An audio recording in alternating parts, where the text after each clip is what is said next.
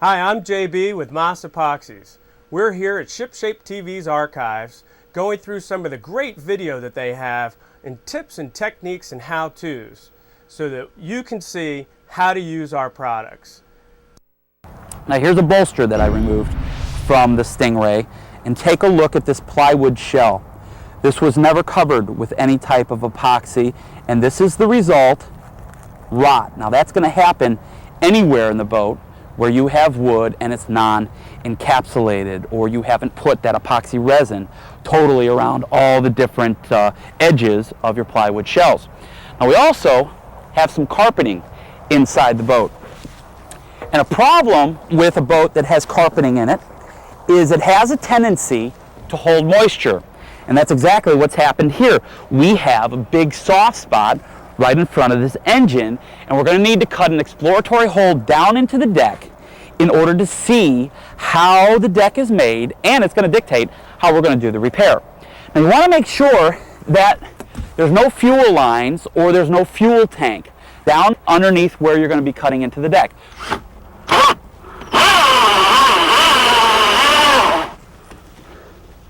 That's exactly what it is. It's a plywood deck. Let me get my flashlight out. Let's take a look down there. Feels like there may be some type of a stringer over here on this side. And we got some foam that we're going to need to deal with. Now, how we would continue this repair is we would take a reciprocating saw, just like this, and we would start the process of cutting out the rot. But we need to first find out the extent of the rot. How far does this rot go out? And I'm going to be using this. This is called a phenolic hammer. And this is going to tell me where the rot stops and where good wood starts. And it's just kind of through a sight and sound process of tapping the deck. Okay, we're into a good piece of deck here. I think this area is pretty much where our rot is isolated to. Now, when we're making the cut, if you can, what you want to do is, rather than cutting the all of your lines or cutting that material out, you don't want to cut on a 90-degree angle. What I mean is you don't want to be cutting a straight up and down cut. Instead, if you can, see if you can cut it at a 45-degree angle. Here's why. Same deck that we've cut out, but rather than the 90-degree cut, we cut it on a 45-degree angle going inwards. And we did the same thing with our patch. And notice that we encapsulated it with epoxy resin. We don't want rot. We also covered all of our edges here with epoxy resin. And look, the deck actually supports the patch by itself. Now we have some fiberglass that I want to show you. And this is some different types of fiberglass. And I want to show you what to avoid and what to use in your repair. After you have put your patch into your boat, you don't want to use just this material right here. This is called fiberglass chop strand mat. This is not for any type of structural repair. This is more for a cosmetic fiberglass repair. It doesn't have the strength that other types of glass do. And when you are putting in your patches, you want to use some type of cloth that's either a stitched biaxial or a knitted biaxial. This is a stitched biaxial cloth right here. This is called a 1708 stitched biaxial. Has a little bit of chop strand mat on the one side that helps with multiple layers adhering to one another, but it's a very, very strong cloth. And you put your first patch, making sure that you cover all of your edges on all sides, overlapping. And then you make your second patch even a little bit larger. Now remember, you're going to be grinding your deck around, and these patches are going to let you tie into that existing deck, which is going to make it very, very strong. Now what I do when I'm tying in fiberglass into any structural on the boat, a deck is a structural repair, I like to use epoxy resin versus polyester resin. You're going to get a much stronger repair. And again, when you're talking about a deck, it's really, really important.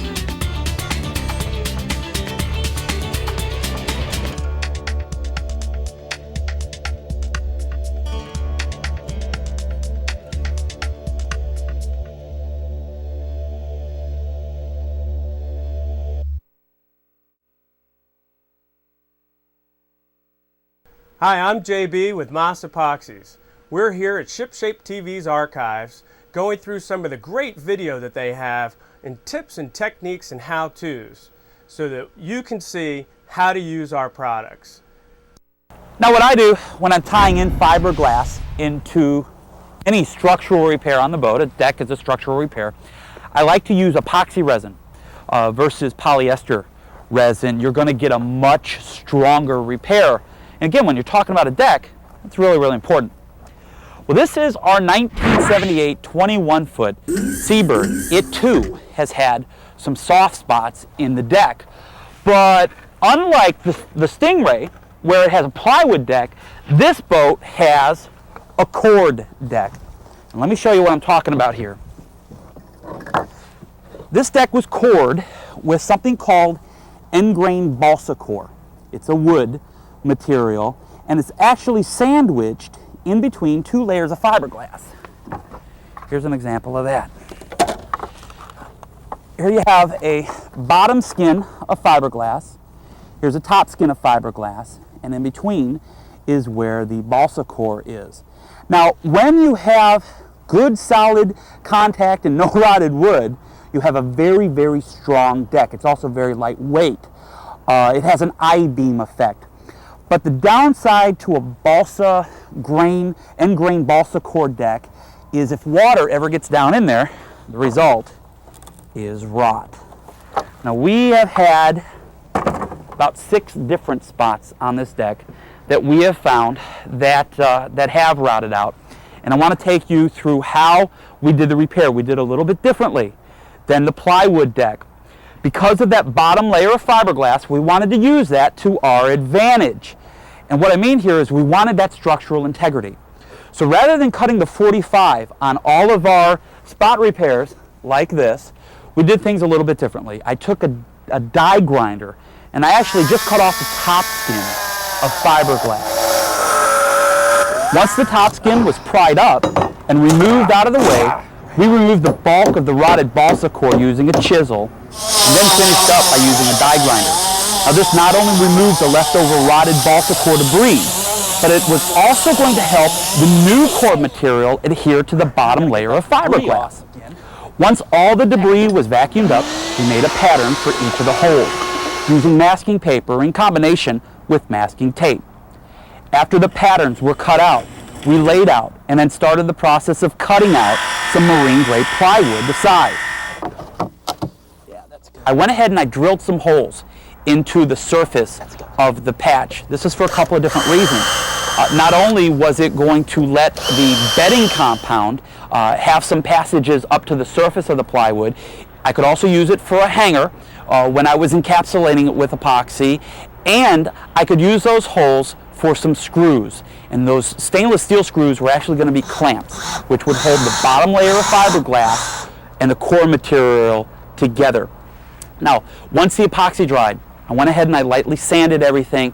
Then we mixed up a bedding compound for each of the holes.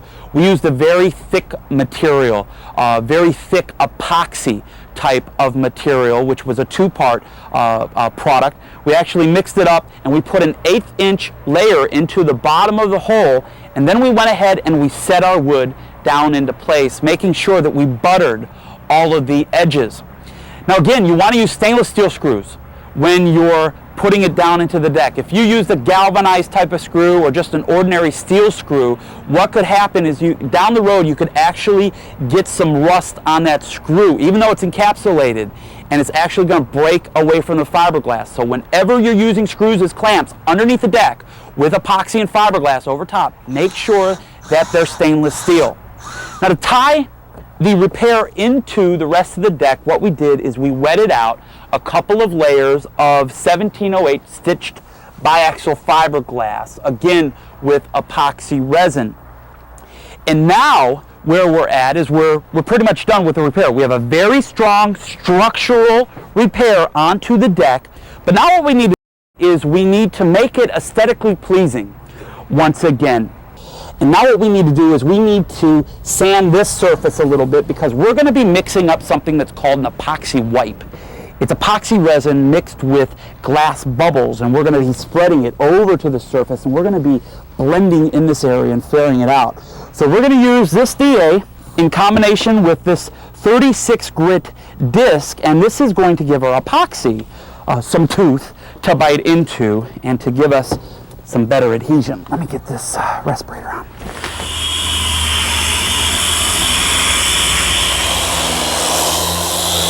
Well, that looks pretty good.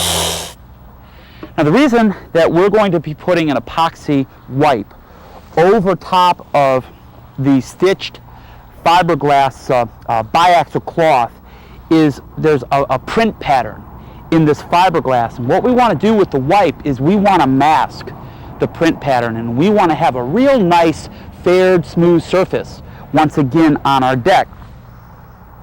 And we want to make our epoxy wipe to about the thickness of a whipped cream. That's all the thicker we're looking for. We want it to be able to spread out over the surface of our deck.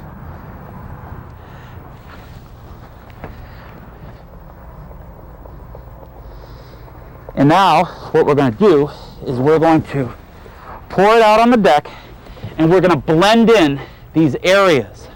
We're just going to cover over this print pattern that you see here, and we'll blend it out into this area of the deck.